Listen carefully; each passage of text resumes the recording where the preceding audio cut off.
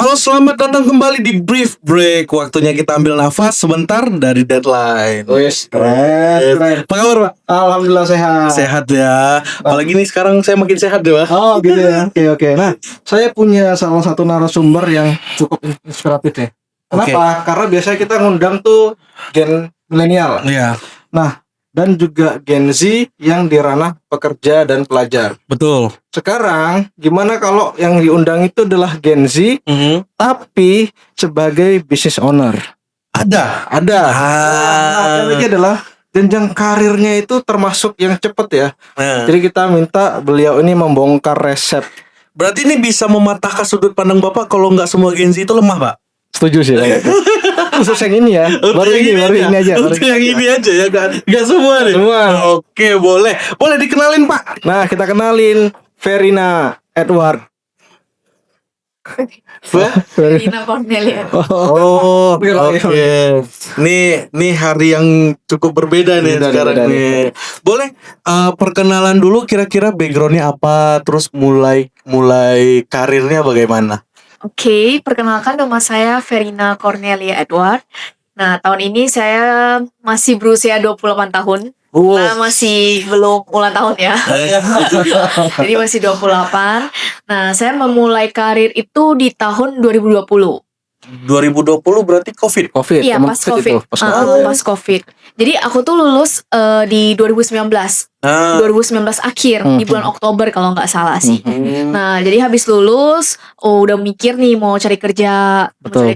Sebenarnya udah dapat kerja itu di salah satu perusahaan plastik, Oh, PT Plastik di Batu Ampar. Nah, cuman karena mungkin akhir tahun, jadi ya dapat kerja, tapi pas banget itu kan pas COVID tuh. Iya. Pas COVID mau COVID-19 ya. COVID-19 dan waktu itu 2020 udah mulai agak parahnya itu. Jadi banyak perusahaan-perusahaan yang tutup. Oh. Nah, iya. kebetulan karena aku baru 3 bulan, terus juga bukan kerja di bidangnya, karena waktu itu aku bagian desain. Jadi iya, desain. Iya. Jadi aku tuh sebenarnya kan jurusan marketing, bagian pemasaran, tapi dapatnya pekerjaan desain ya udah kita nggak punya pengalaman, terus ya ada yang mau terima kita ya udah gas aja lagi aja. Apalagi waktu itu kan ya jujur susah juga ya, duit lagi susah juga. Nah, jadi sikat aja deh. Nah, jadi waktu itu terima kerja, habis itu kerja selama 3 bulan. Nah, pas banget tahun 2020 COVID semakin besar, terus kebetulan bos saya tuh orang Singapura. Nah, bosnya juga mulai membatasi karyawan, jadi yang nggak kompetitif gitu ya, nggak kompeten, sorry. Jadi yang nggak kompeten ya udah di cut gitu. Wah, termasuk kakak berarti? Termasuk karena kebetulan saya baru 3 bulan. Masih fresh ya? Jadi mungkin ya namanya kan saya bukan di bidangnya, terus tapi saya mau belajar, tapi memang gak dikasih kesempatan, ya udah di-kick. Tuh, milenial kayak gitu. Kelakuannya ya. Kelakuan milenial kayak gitu. Ngacatin orang ya. Ngacatin orang aja. Sedangkan kita tahu nih, yang diterima kan fresh nih, Pak. Otomatis belum ada pengalaman. Ya minimal dibimbing dulu. Iya, gitu. Gitu ya. Jangan main langsung wah nggak guna pecat gitu, nggak bisa. Nggak boleh ya. Sekarang milenial yang mecat Kak Verina itu pasti nyesel, Pak. Oke, berarti sempat kerja setelah itu gimana kok bisa jadi kayak bisa berubah? Nah, jadi karena habis aku dipecat, aku cari-cari kerjaan lagi. Nah, 2020 banyak yang tutup perusahaan. Iya. Bahkan aku sempat nyari kerjaan itu jadi waiters juga nggak apa-apa, cuci piring juga nggak apa-apa. Pernah, karena aku merasa kayak kan susah cari kerja. Ya udah, terus keuangan juga lagi banget ya. Jadi apapun yang bisa aku kerjain yang penting halal. Ya udah aku ya gas aja gitu. Cuman tetap nggak dapat karena kenapa rumah makan banyak tutup. Pasti iya juga. Banyak take over kan. Ada Kak kerjaan yang buka, Kak? Ojol. Oh iya, bikin rame ya. Rame itu ojol tuh. Oh, berarti sempat nyari kemana-mana, terus bisa kakak kan otomatis sekarang kan kalau saya lihat itu kan ada di bidang properti juga. Iya benar. Kok bisa? Nah, jadi sempat cari kemana-mana karena nggak dapet. Habis itu aku lamar di beberapa perusahaan properti. Nah, kan mereka tetap rekrut kalau perusahaan tetap rekrut, punya nggak punya pengalaman, fresh grad juga nggak apa-apa. Terus ada komisi dan insentif. Jadi aku kayak merasa kayaknya lumayan nih, boleh nih. Apalagi kan perusahaan marketingnya. Iya, sebidang. Ya udah coba. Nah, sebenarnya aku juga udah beberapa kali lamar di perusahaan properti. Cuman yang dipanggilnya itu kebetulan di yang Promax ini. Ya, jadi aku sebenarnya udah lamar di beberapa perusahaan properti. Mungkin kalau nggak salah ada 2 atau 3 perusahaan. Cuman yang kena panggil itu ya di perusahaan Promax ini. Berarti Gitu. kedepannya saya bisa kayak dia nih Pak. Gitu ya. Kan saya sebelumnya di properti Pak. Habis itu pindah ke Bapak nih. Bisa jadi saya jadi akuisisi di Bapak. Bisa jadi pimpinan. Iya juga ya. Siapa? Bapak jadi komisaris aja. Oke. Gak apa-apa, mending dapet ya. Kesempatan ya. Apalagi di umur Bapak tuh udah kayak ya santai lah Pak. Wah, Iya. nikmatin hidup aja udah nggak usah kerja lagi Bapak. Tapi ada satu hal yang menurut saya unik nih. Dimana kalau saya lihat Ceverina ini itu lumayan bertentangan tuh. Walaupun Gen Z tapi lebih cenderung ke Gen Y. Kenapa? Contoh Gen Z itu kan maunya yang instan nih. Betul. Tapi Ceverina itu lebih kerja keras, kerja cerdas, juga pantang menyerah. Iya. Itu kan karakteristik milenial. Oh gitu Pak ya? Oh iya. Gimana menurut Ceverina? Ya jujur mungkin karena kita nggak punya sesuatu, tapi karena kita pengen punya, jadi kayak sesuatu yang kayak sebuah tantangan sih. Betul. Apalagi aku kan dari SMP udah merantau ke Batam. Dari SMP udah jauh sama orang tua. Jadi dari mungkin dari situlah karakter, maksudnya kayak depan mandiri. Kalau bisa mengandalkan diri sendiri itu jauh lebih baik. Karena apalagi kadang kita udah beberapa kali minta tolong orang ataupun ya kita nggak bisa selalu ngarep orang. Karena orang juga nggak akan selalu ready untuk kita. Karena ya bukan menyalahkan orang itu, cuman kan orang itu juga pasti punya kesibukannya masing-masing, batas kemampuannya masing-masing. Jadi kita kan nggak bisa memaksakan orang harus bantu kita gitu. Jadi ya berusaha aja sih, coba diri sendiri gimana caranya gitu. Terus di masa berjuang itu pasti ada burnout dong. Pasti. Stres dan segala macam. Itu gimana caranya untuk jujur untuk stay nih biar aku harus kerja keras. Kerja keras ya. Jujur waktu awal-awalnya itu karena jujur properti itu waktu itu juga agak susah ya waktu itu. Aku waktu awal join 7 bulan baru closing. 7 bulan. Aku gak kayak sekarang. Iya gak instan. 7 bulan baru closing. Closing pertama tuh? Closing pertama 7 bulan. Nah bentar 7 bulan. Sorry ini sih agak sedikit ke finansial. Dalam 7 bulan itu kan biasa marketing di Batam itu kan lebih ke fee nih, bukan ke gaji pokok. Iya benar. Nah itu survive-nya gimana dong? Nah kebetulan aku waktu udah dipecat dari kantor itu, aku tuh ada jualan salad. Jualan salad buah. Nah jualan salad buah. Jadi sambil jualan properti, cari-cari klien, aku sambil jualan salad. Open PO. Masih jualan salad Gojek itu masih jualan. Dan lumayan lah income-nya sebulan itu kalau nggak salah ada 6 juta. Omset ya, 6 juta. Itu bersih, 60 bersih. 6 juta bersih. Waktu itu sebulan bersih 6 juta. Nah, jadi pas baru 7 bulan closing, terus bos saya tuh Pandu. Nah, Pandu bilang, lu udah closing nih. Biasanya kalau udah closing itu pasti auranya tuh tetap pecah telur. Iya, closing gitu ya. Pasti pernah jadi marketing, Pak. Closing lagi gitu kan, gitu. Nah, jadi kayaknya lu coba deh fokus, dia bilang gitu, daripada kamu fokus ke salad yang dimana ya lu dalam 1 bulan kan capek nih, capek jualannya apa-apa kan semua sendiri, nggak ada karyawan. Nah jadi ya udah kamu coba fokus ke properti. 1 kali closing kan udah menutupi berapa kali salad kamu seberapa bulan gitu. Di situ ya. Ya jadi mikirnya ya udah fokus. Dan dari saat itulah mulai closingan pertama memang betul bertubi-tubi. Ya puji Tuhan sampai karena udah tahu celahnya ya kan kayak kadang kan kita jadi marketing tuh bingung tuh untuk ketemu orang prospek gimana ya, masih agak takut-takut. Iya benar. Tapi kalau udah ketemu celahnya sekali tuh closing tuh baru tuh Pak. Kayak ada tombol on off-nya gitu. Iya. betul. Terus kayak waktu kakak masih struggle nih, itu kan sekarang udah dapat nih celahnya, terus udah nyaman ya, udah stabil lah kita bilang ya. Iya. Enjoy nggak? Enjoy banget. Karena kan aku memang bidangnya marketing ya. Memang aku suka ketemu orang. Aku juga suka gimana ya, saling sharing lah. Padahal kita ketemu orang, kita ketemu customer itu, kita tuh kayak belajar gimana cara memahamin dia supaya kita closing. Kita memahami karakter dia, dia maunya seperti apa. Ada orang yang nggak suka terlalu dicomotin gitu. Kita ngomongin terus ini pak, ini. Dia tuh kayak lebih ketenang. Saya kayak kamu gak usah terlalu banyak ngomong. Saya pelan-pelan menelaah dulu. Nanti saya nggak ngerti baru tanya kamu. Nah jadi kita pelan-pelan belajar untuk mengerti orang. Ada yang kadang kita kayak berasa sok pintar, gini. Tapi kadang konsumen justru malah nggak suka kan.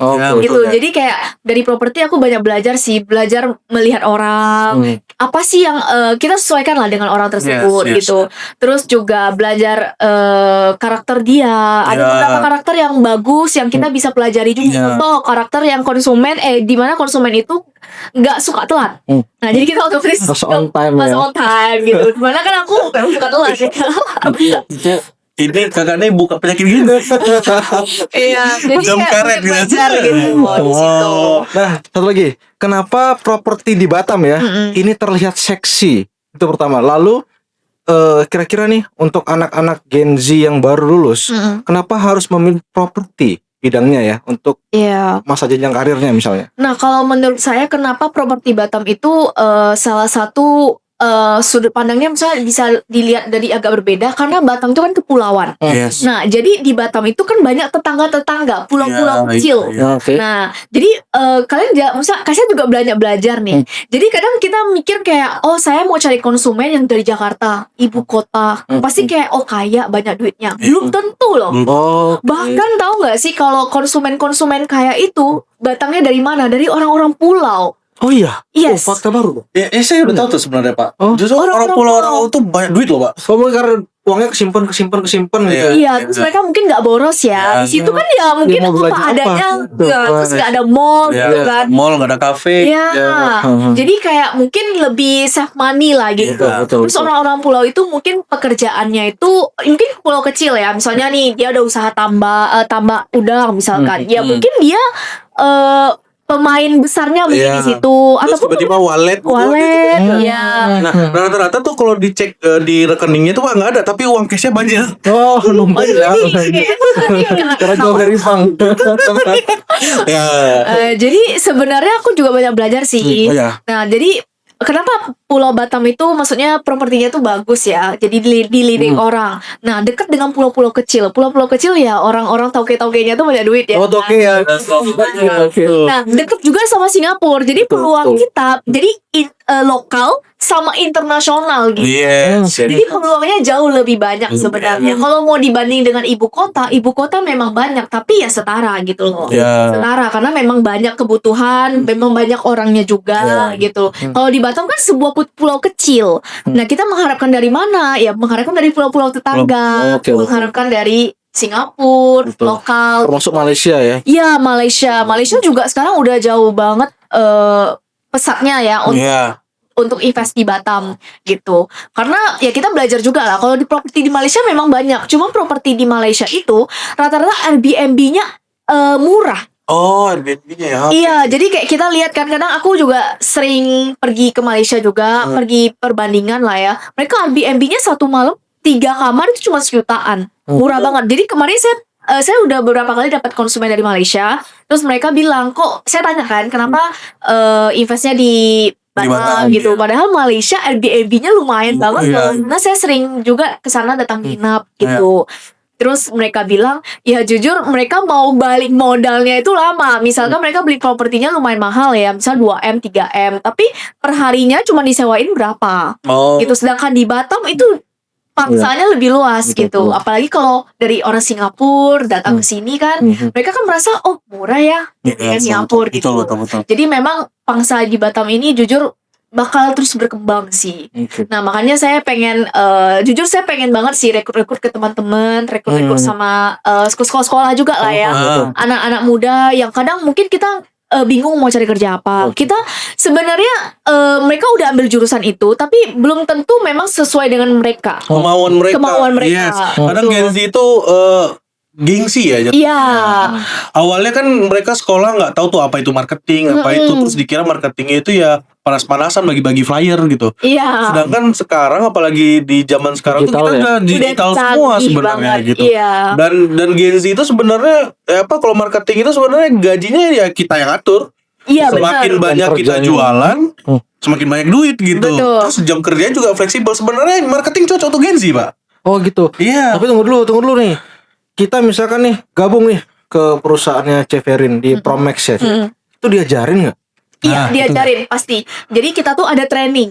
Oke. Nah, training dari pusat, ada training dari pusat selama 3 hari. Oke. Terus habis itu lanjut training ke bagian saya. Jadi saya training langsung gitu. Bagian penjualan. berarti. Bagian penjualan. Oh. Jadi biasanya saya training mulai dari ya dasarnya lah ya. Dasar. Habis Oke. itu ke prakteknya juga gitu. Tapi trainingnya sih seminggu sekali biar nggak bosan banget. Jadi Iya. kebanyakan lebih ke praktek. Oke, Gitu. berarti nanti kita bisa mengcopy lah jejaknya seorang Verina, Iya. inspirator. Ada hak cipta harusnya tuh. Oh gitu ya.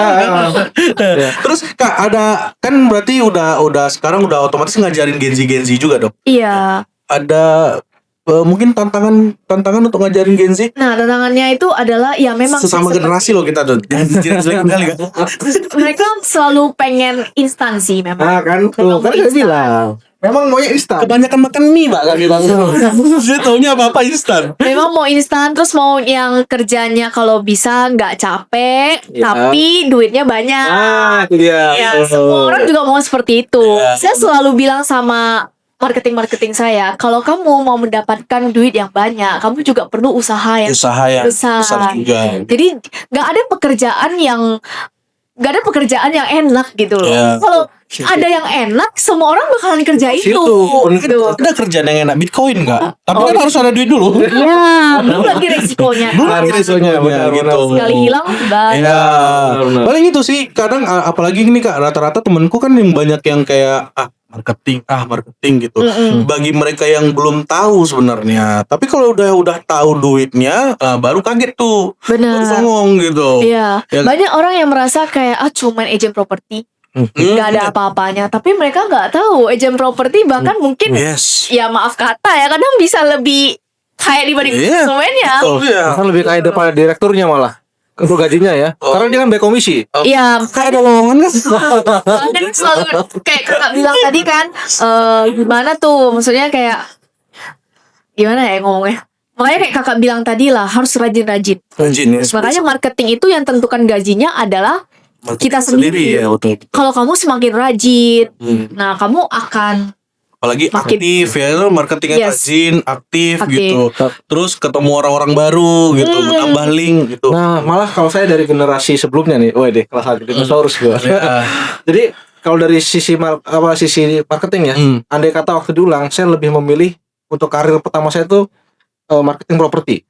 Oh gitu. Karena aset linknya dengan Iya, konsumen, iya, iya. linknya dengan beberapa orang, pejabat-pejabat itu pasti banyak dari properti. Nah, susah tuh Pak kalau Genji Pak. Kenapa? Banyak wibu Pak. Kau juga. Banyak wibu udah di kamar terus berharap besok udah bisa nongkrong di kafe dan segala macam. Kan nggak bisa gitu. Oke. Terus Kak, kan Genji kan kita bisa dibilang ya gampang nyerah lah, gampang down dan segala macam, mental health dan segala macam bla bla bla itu. Di selama Kakak awal-awal bangun karir di 7 bulan kan nggak ada dapat penghasilan lah. Iya, benar. Sempat ada kepikiran nyerah nggak? sempet sih, makanya tetap Itu berusaha kan. Bulan berapa tuh? Bulan kelima. Oh, sih. Lumayan sabar loh. Sabar loh, hebat. Iya, saya 2 minggu aja. Bulan kelima sih. Mungkin karena masih sambilan ya. Mungkin kan kayak satu apa ya? Mungkin kayak aku satu orang tapi masih fokusnya ada 2 cabang gitu.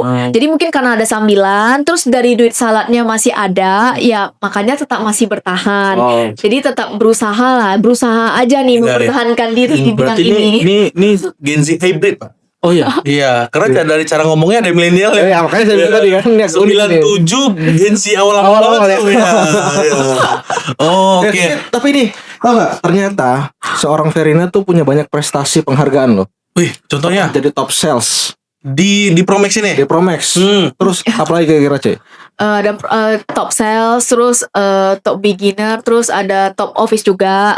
Jadi mungkin setelah saya join di properti kurang lebih under Pak Pandu, bos saya lama itu tahun kedua saya udah mulai dipanggil untuk ke kantor cabang. Nah, itu jadi inspiratifnya gini. Dari tahun 2020 ya.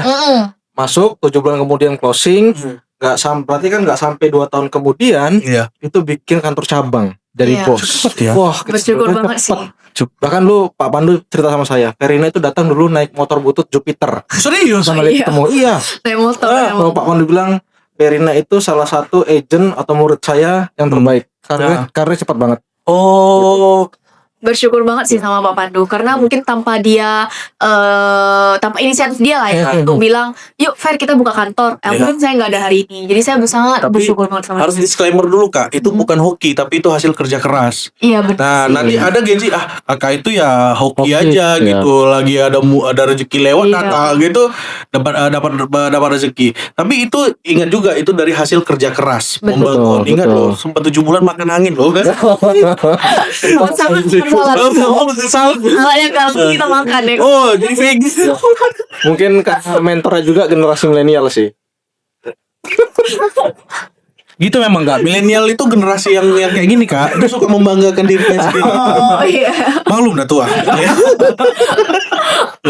Terus Kak, ini kayak sempat bawa motor Kak, berarti kayak kalau Gen Z sekarang nih kan, contoh deh HP aja deh pengen yang mahal padahal penghasilan nggak ada. Nah Kakak dulu naik Jupiter tuh dengan teman-teman Kakak dan semua tuh nggak ada kayak rasa gengsi gitu atau apa? Enggak. Karena memang teman-teman saya tahu saya susah.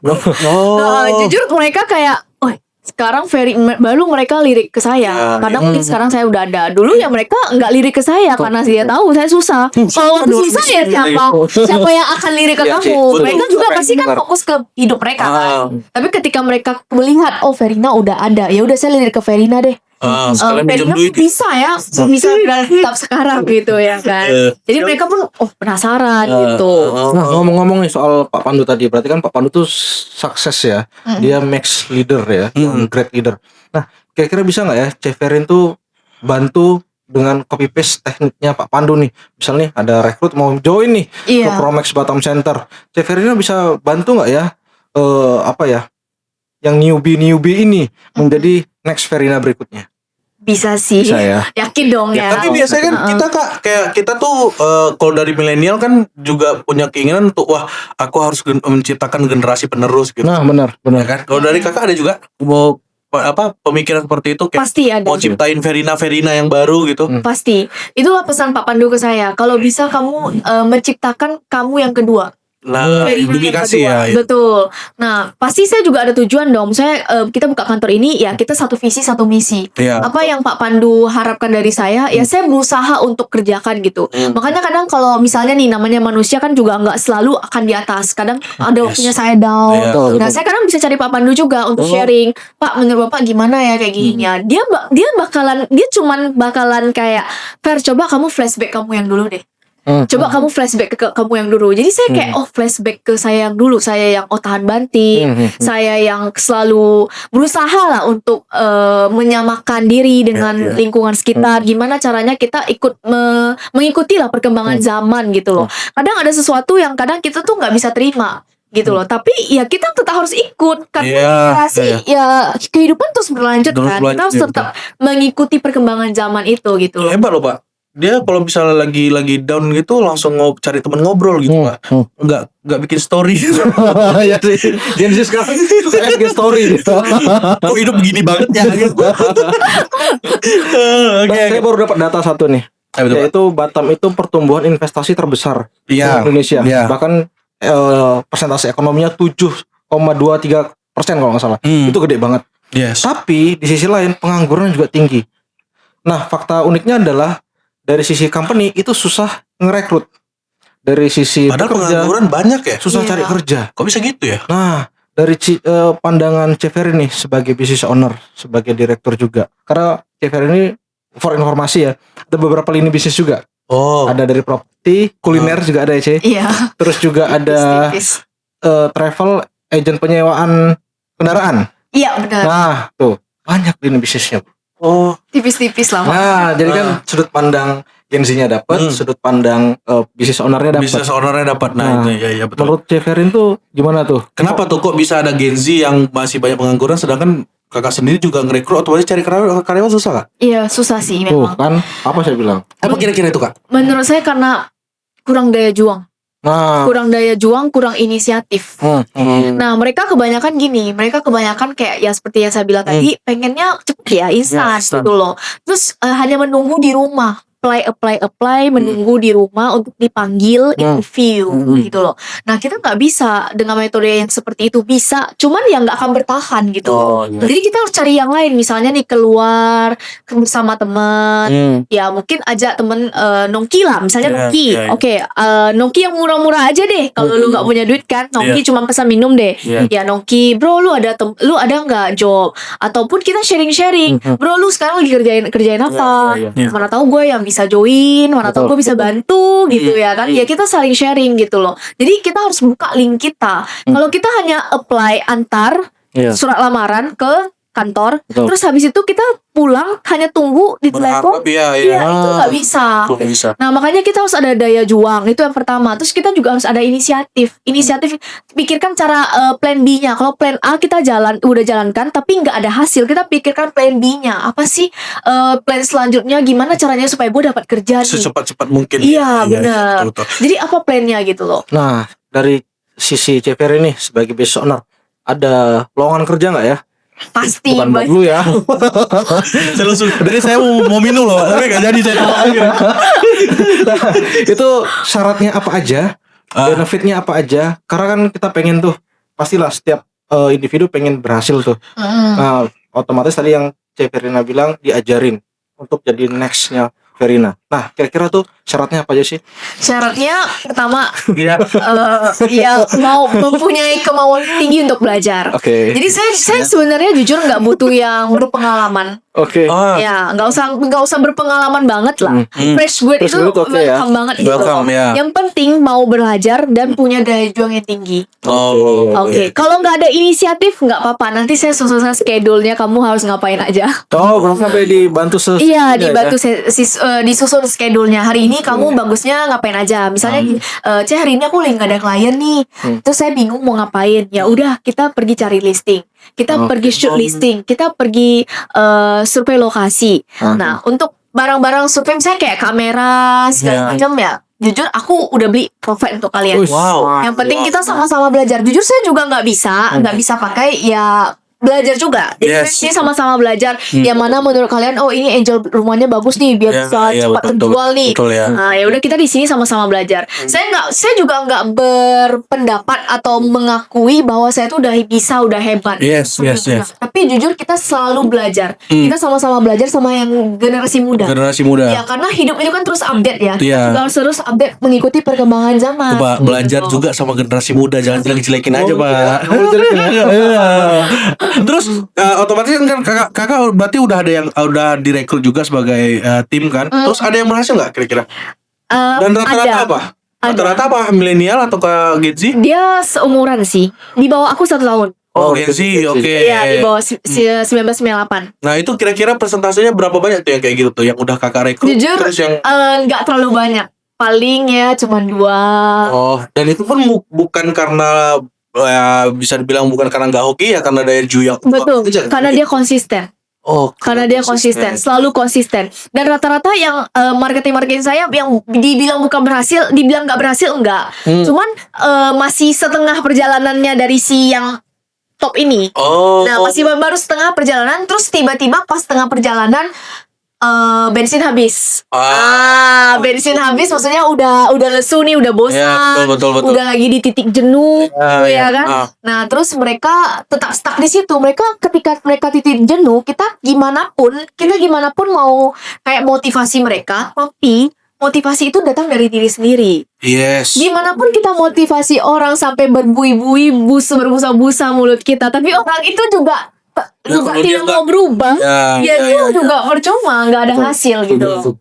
Nah, jadi saya juga selalu tekankan ke anak marketing. Sebenarnya yang saya motivasi, yang saya bahas setiap meeting itu hal yang poinnya intinya sama aja. Iya. Cuma dibeda-bedakan aja bahasanya, tapi sebenarnya intinya sama aja. Itu tergantung lihat ke kalian, Iya. jalankan atau tidak. Kalian mau berubah nggak untuk hidup yang lebih baik? Lebih baik, Tidak. betul ya. Ketika bensin habis di jalan, kalian hanya tunggu orang Bantu. Iya. atau kalian yang pergi sendiri cari Cari ya. minyak itu, Cari untuk minyak. isi bensin Iya, betul. mobil kalian. Kalau saya sih tinggal KTP ya. Bang, tolong bang. Gak ada ya. Doang KTP boleh gak? Iya, kadang karena ya juga rata-rata Gen Z yang sekarang tuh yang pasif Kak. Pasif gitu. Jadi kayak kalau misalnya terjadi sesuatu gitu atau ada hal kesialan gitu, ya paling ya udahlah ini ujian gitu. Terus ya Iya. udah gitu. Iya, Udah benar. tuh. Sama bikin story, ya ampun hari ini gitu. Iya, Habis itu beda nggak ada berjuang kayak. Kalau saya sih masih ada kepikiran tuh Kak untuk ya gak di KTP lah. Oh, iya, Gitu iya. kan. Minimal ada Ya, berjuang ya. ada berjuang gitu. Kalau gak ada nih temen juga miskin semua kan. Maksudnya jangan malu ditolak, yaudah kita cari bengkel lain gitu. Iya.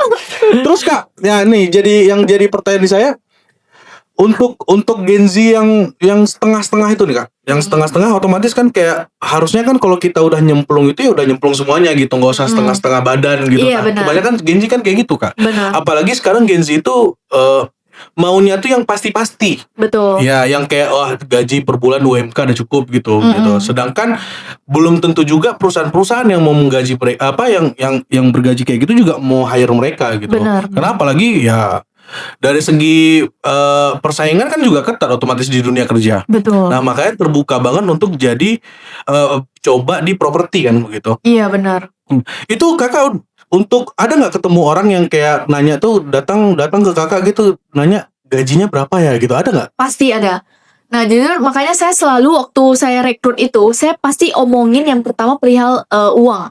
Jadi pertama saya pasti deskripsikan dulu, misalnya introduce lah, ya perkenalan kalau profesi ini apa, ya kan, sertifikat legalisasinya tuh aman lah segala macam untuk jual beli properti segala macam. Terus ada pelatihan dan yang terakhir saya pasti mention di masalah gaji.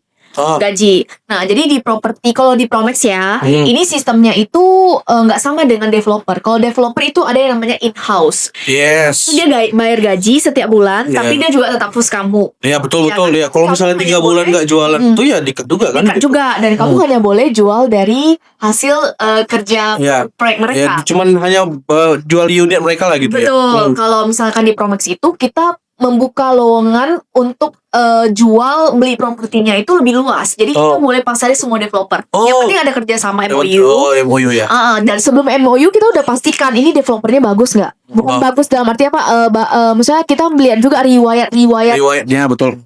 rumahnya yang dia bangun seperti apa dulu, gitu, ada permasalahan nggak gitu. Nah, jadi kita juga pasti mempersiapkan barang-barang yang mau dijual kepada marketing itu dengan baik dan benar. Betul. Dengan legal ya, ilegal. Ya. Nah, terus habis itu saya juga mention ke gaji. Nah, kalau gaji kita membagiannya ada sistem membaginya ke kantor 50-50. Nah, jadi kalau misalnya closing 50 untuk marketing, 50 untuk si kantor. Iya, benar. Terus otomatis mereka ada mention yang kayak berarti nggak ada per bulan ya Kak? Iya, pasti mereka ada tanya sih, nggak ada gaji bulanan ya Kak? Ya jujur nggak ada. Tapi saya berusaha untuk memperjuangkan kamu juga supaya gimana bisa closing. Closingnya itu saya juga nggak berharap banget ya kalau anak baru itu closing jual beli properti. Memang ya itu tergantung dia lagi lah ya. Cuman saya juga ada mainnya di mana? Saya ada main di sewa menyewa. Nah, jadi lumayan banget. Kalau sewa menyewa kan satu unit misalnya nih fee-nya dapat 300.000, 500.000. Ya lumayan lah bisa mengcover bensin mereka. Iya, 1-2 unit, 3-4 unit, nanti lama-lama banyak unit kan lumayan gitu. Jadi saya berusaha cari peluang gimana supaya marketing ini tak bertahan nih di saya gitu. Gak salah. Ada interior juga loh. Iya. Wah, tuh banyak. Saya tadi mikir apa yang kurang ya? Interior. Iya. Jadi saya buka lagi di tahun 2024 awal, saya buka lagi satu perusahaan namanya Verina Interior Design, Verior. Verior. Ya, jadi saya kembangkan lagi. Nah, tujuannya untuk apa? Jujur tujuannya untuk merekrut orang-orang yang kebingungan cari kerja habis lulus. Itu kalau bisa ikut saya welcome join lah gitu. Iya. Karena saya pernah merasakan hal itu jadi aku jujur agak miris lah. Mau ingat dulu tuh kok ngeri juga ya dulu ternyata hebat juga ya gue udah bisa bertahan sampai di detik ini gitu loh. Nah jadi aku pengen buka lowongan, tujuan saya sebenarnya itu pengen buka lowongan ke teman-teman semua yang yang kebingungan atau yang belum ada arah tujuan, coba dulu join. Kamu rasakan 3 bulan, kalau kamu merasa nggak cocok ya silakan cari tempat lain gitu. Cuman kalau 3 bulan ya kamu mana tahu kan memang rezekinya, memang hidupnya nanti makannya di sini. Iya. Kan kita nggak tahu, kita juga ada yang tahu. Tapi kita namanya selagi muda, coba aja. Coba lagi, coba lagi. Gitu. Ini salah satu Gen Z yang sering nonton motivasi, Pak. Motivasi ya. Bukan drama ya. Bukan drama, bukan racun ya. Oke, Kak. Berarti di properti iya, di interior juga iya, gitu. F&B iya, menyewa iya. Berarti nggak ada waktu untuk istirahat? Ada. Malam tetap tidur. Jadi setiap kali aku pulang kerja, aku tetap malam rekapan lagi. Jadi aku planning untuk besok kerjain apa. Rencana kerja ya. Cari kerjaan sih kalau di rumah. Karena menurut aku kalau di rumah aku tuh tenang ya. Jadi aku kayak cari kerjaan, cari referensi, cari ide. Berarti me time-nya itu nyari ide? Yes. Jadi aku kalau tidur itu ada, cuman kalau untuk nongki biasa kan Gen Z kan sekarang suka nongki gitu ya. Minum matcha ya. Ya itu jujur gak ada sih. Gak ada ya, masih gak ada. Iya. Berarti ya memang dari dulu memang kehidupannya seperti itu dong. Iya. Jarang nongkrong. Jarang. Jadi orang bilang kehidupan lu terlalu monoton. Terlalu monoton. Jadi kayak pulang kerja lagi. Kerja lagi sampai malam, tidur, besok mulai lagi aktivitasnya bakalan seperti itu gitu. Cuman kan kalau kita merasa asik ya udah gas aja gitu. Kan. Why not gitu ya? Iya, why not gitu. Oke, berarti tadi sih udah banyak sih Pak insight-nya untuk berjuang, jangan pernah takut untuk gagal ya. Iya, benar. Coba lagi. Terus Kak, ada nih tips melawan jenuh di pekerjaan, itu gimana? Kalau saya pribadi ya pasti pernah jenuh kan? Pasti. Saya pribadi dari kalau misalnya kena di masa jenuhnya, jujur saya pergi jalan. Ya, saya pergi jalan ataupun saya di rumah aja. Malah di rumah aja? Rumah aja, tidur ataupun ya santai nikmati hidup lah ya. Atau paling dengar instrumen yang tenang gitu. Jadi saya mikir lagi, saya putar lagi. Kenapa saya jenuh? Saya cari akar permasalahannya. Saya jenuh kenapa? Bisa jadi kadang gini, kalau saya pribadi ya, bisa jadi karena saya ini merasa kayak saya udah ketinggalan dari orang lain. Oke. Nah, ini yang nggak bagus ya. Jadi makanya ketika saya jenuh, saya harus cari tahu saya jenuhnya kenapa. Karena si A, gua ngapain, dia ikut ngapain. Misalnya nih kayak ya namanya bisnis ya kan, bisa dikopas orang. Bisnis ini kan bisnis kita luas, yang nggak ada hak ciptanya gitu. Betul. Nah jadi bisa jadi dikopas orang. Nah tapi kita kan nggak bisa menuntut kan, nggak ada hak cipta. Nah gitu. Jadi saya cari dulu akar permasalahan dari saya jenuh apa. Karena si begini. Mungkin saya merasa kayak gini. Ya udah saya cari solusinya. Cari solusi ya. Berusaha cari solusi sih. Bukan sok ini Pak, cari psikolog. Masih bisa, karena kan gini, kadang kalau psikolog kan itu tanya ke kita, kan dia korek-korek akar permasalahan. Ya ujung-ujungnya kita lagi. Betul. Kalau kita juga psikolog diri kita sendiri. Diri kita sendiri. Gue jenuh kenapa ya? Lu kenapa sih jenuh? Padahal lu dulu bisa lo kayak gini. Dulu lu waktu kerja nggak ada laptop. Waktu lu belajar PK tentang properti ini lu nyatat lo pakai pensil, lu nyatat lo pakai pena. Lu ada solusinya gitu. Terus kenapa lu sekarang harus kenapa lu sekarang nggak bisa gitu loh? Dia selalu cari solusi dari akarnya sih kenapa gitu. Terus sama satu lagi nih Kak, ini kan berarti kan daya juang Kakak menurut saya kan lumayan tinggi nih gitu. Apakah karena ada nengok contoh dari keluarga nggak? Jujur enggak sih. Jujur karena mungkin pisah dari keluarga. Makanya mungkin daya juang itu. Karena pisah dari keluarga tuh dari SMP ya. Ya bisa dibilang itu agak masih kecil ya. Jadi masih kecil waktu itu masa-masa terberat aku sih dulu. Iya, karena gak pernah pisah dari orang tua. Yes. Terus apalagi mama ya, gak pernah pisah dari mama. Selalu kayak kalau kita pulang kan selalu ada mama. Setiap hari kita lihat mama gitu loh. Tanya udah makan atau belum? Iya benar. Tapi ketika pisah dari orang tua, saya merasa kayak wah gini ya hidup sendiri gitu loh. Ya memang beginilah hidup. Ketika kamu pergi dari dunia ini, kamu juga sendiri, gak bisa sama mama gitu. Berarti loh. ditampar kehidupannya bukan setelah sekolah, Pak. Tapi pas lagi sekolah. Gitu. Iya, harus terpaksa kan. Harus menjadi ibaratnya kalau kita bilang dewasa itu di saat bekerja, enggak sih sebenarnya. Dewasa itu ketika kita udah tahu nih arah tujuan kita kemana dan tahu hidup ini sekeras apa. Betul. Keras banget. Tapi ya udah berlalu. Kita cuma bisa apresiasi sama diri sendiri. Oh, ternyata gue bisa ya berjuang sejauh ini gitu loh. Berarti ingat masa lalu itu bukan untuk sedih, tapi untuk belajar. Betul. Mulai pinter saya Pak. Oh iya. Ada kali Pak 100. Nice. Nah, cukup lama nih kita ngobrol, dan udah 40 menit nggak kerasa ya Pak. Iya, oke. Yes. Nah, dari Kak Verina kan udah ngomong tuh. Nah, dari Bapak nih sekarang ya, saya mau tanya. Udah ada pandangan berubah untuk tentang Gen Z, Pak? Kalau ini belum sebenarnya. Karena contohnya masih satu. Gen Z generasi awal soalnya. Enggak lah, udah dari itu Gen Z lah, Pak. Karena gini, kita kan lagi diskusi tentang pebisnis dari Gen Z. Yes, betul. Pernah juga sebagai pekerja, pernah juga di PHK, dan pisah dari orang tua sejak SMP. Dan ternyata perjuangan Verina tuh nggak dimulai sejak 2020 dari pandangan saya. Betul, ya. Sejak lepas dari orang tua ya. Dan nggak ngeluh ya. Ngeluh gak sih? Ngeluh harusnya dikit. Ngeluh sih. Ngeluh tapi ya tetap gimana ya? Gimana gitu nggak ada ya. Terkadang nggak. Menurut saya Gen Z ini terlalu banyak curhat sama orang yang padahal mungkin curhatan salah kita ya. Orang tuh juga nggak peduli sebenarnya. Iya. Kan? Kebanyakan kayak gitu, salah tempat curhat dan memberikan solusi ya. Iya, curhat tuh sama yang Maha Esa aja cukup. benar.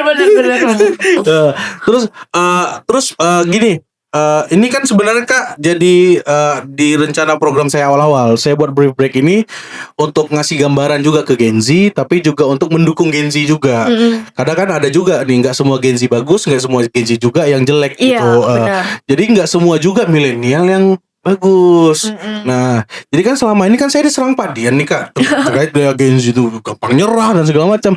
Saya mau ngasih pandangan kalau tidak semua Gen Z seperti itu Pak. Betul. Gitu.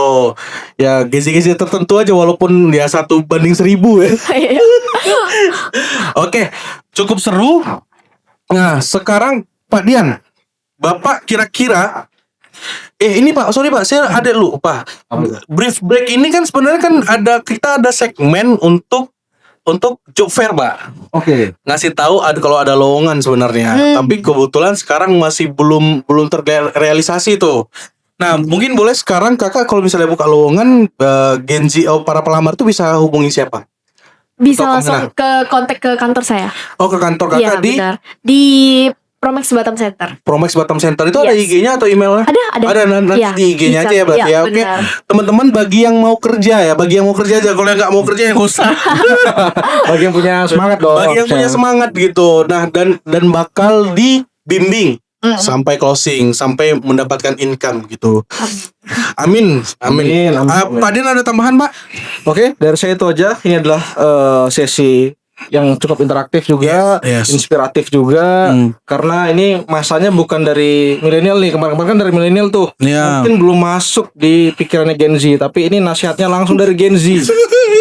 Oke, buat Ceferin, kira-kira statement terakhir nih untuk para pencari kerja, untuk para yang lagi kerja, dan juga untuk para business owner nih. Apa nih? Soalnya di 3 posisi loh, Ceferin. 3 posisi, iya. Sebagai business owner juga, sebagai yang pelaku kerja juga lagi. Nyari pekerjaan juga ada ya. Ayo silakan Ceferin. Pesannya ya, Pak. Ya, pesannya. Pesannya ya jangan takut untuk melangkah. Minimal ada 1 langkah baru ada hasil, daripada diam di tempat ya nggak ada hasil. Yes, nice. Menyala ceceku. Paling nanti abis ini kita ngobrol, kasih nanya job. Terima kasih untuk semuanya yang udah dengerin. tonton terus episode kami. Siapa tahu ada kejutan-kejutan lain nih untuk teman-teman. Inspiratif lain, betul. Nih kali ini saya tutup podcastnya. Assalamualaikum warahmatullahi wabarakatuh. Biar sopan. Oke, selamat beraktivitas dan have fun. Thank you. Oke.